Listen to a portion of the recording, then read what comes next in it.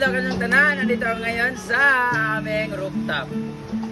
Dito kami ngayon sa buong kasi nag-install po kami ng solar light. Ay, solar light, solar panel pala. Ayan, mapapasolar kami dito. At sa lahat ng mga nagtatanong po, naka-mention po dyan kung saan kayo pwede mag-inquire about magkano lahat to. Basta itong binayaran ko ay, itong package na binayaran ko ay wala siyang battery para mag-store ng kuryente. This is only 170 plus na ano dito. So, hindi siya yung mahal ka masyado kasi wala siyang battery. So meron naman mga choices kung gusto niyo po ng ganon. So ito, pag gusto ko nilagyan siya ng battery, pwede naman siya. So under surveillance pa to. Under surveillance, titingnan ko muna kung magkano na lang yung kain ng kuryente. Kasi ito, pang ano to, yung pag may araw, under siya lahat. Yun yung gagamitin namin solar. Tapos pag wala ng araw, pag nag-off na siya, balik kami doon sa Sipalco. Nung saan mas lesser na siya kasi mas grabe yung consume namin pag araw. Pag gabi wala naman masyado. So yon.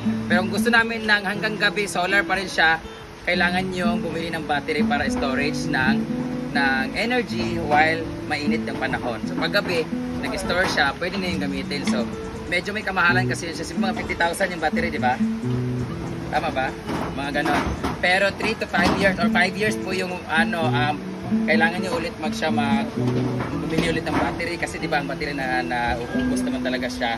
So ito pinili ko is wala siyang battery para mag-store. So malesen lang yung kanyang gastusin or bill ng kuryente namin. And titingnan natin kung magkano ang mabawas niya. And I'm so happy kasi ngayon lang ako nakapag-desisyon ng ganito. Sa tagal-tagal talaga. So pag maganda yung ano namin dito, pag maganda yung dating dito, lalagyan ko rin dun sa bahay namin sa kabila para yung mga kapatid ko, wala na rin silang gagastusin masyado sa kuryente. Pag maganda lang, pag hindi, sisiraan ko po tong solar. Charot lang. Charot lang. First time ko to, so sa lahat ng mga naka-solar dyan, comment naman kayo, advice naman kayo kung maganda ba to or good ba yung ginawa ko dahil nagpa-solar tayo ng panel. And ang maganda dito kasi sobrang init dito sa bubong kasi tingnan nyo na, I'm in the middle of the mountain. Ay, in the middle ba? In the middle of the Palayan. So talagang wala siyang harang talaga. So the energy here is very solid talaga. Pwede na lang kung bumagyo or umulan, wag naman sana. Maganda sana talaga dito pag mayroon kaming battery and storage kasi sa sobrang init niya, talagang malakas yung masasave niyang energy. So one day, titingnan ko lang muna kung magkano ang makukonsume natin. Pag medyo malaki-laki pa rin makukuha natin babayaran ting bill, battery na lang natin para talagang solid na wala tayong babayaran, zero talaga, di ba? So, yan. At nabayaan na lang natin kung anong mangyayari ito. So, tingnan natin kung paano sila mag-install ng ating solar. Check it out.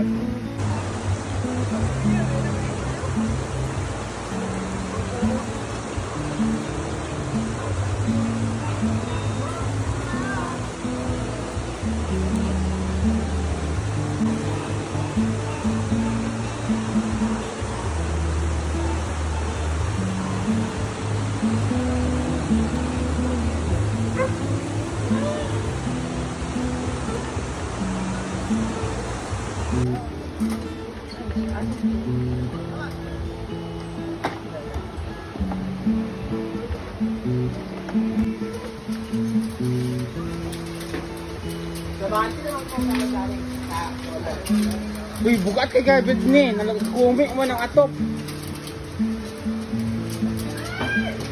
Bukat kay siya kay nakumi ng gilang atop. Oh.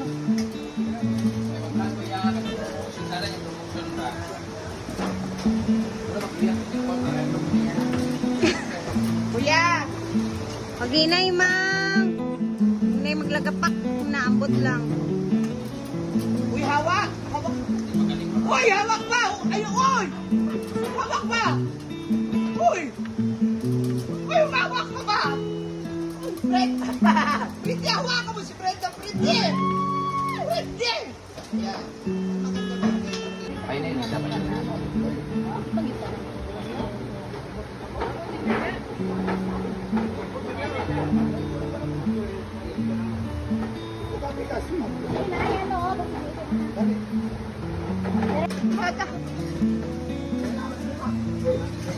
Bata!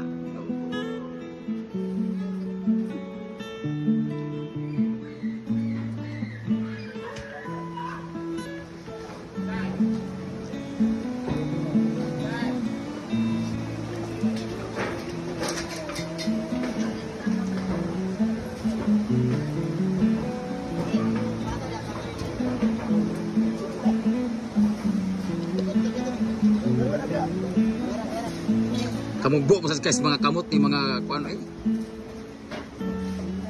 Agay agay agay.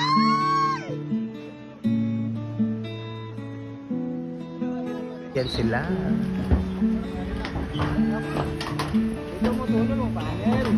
Laban lang kuya.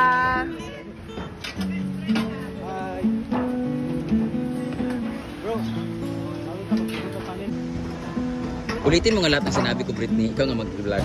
Ha? Ikaw. Kasi kaya to.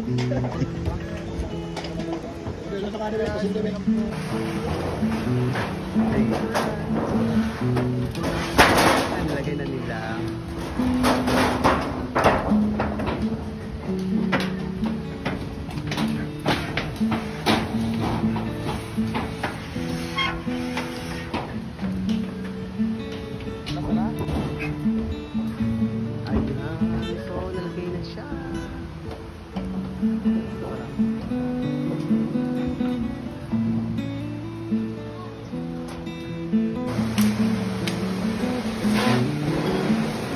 Ginay, dapat niya, mahulog ka.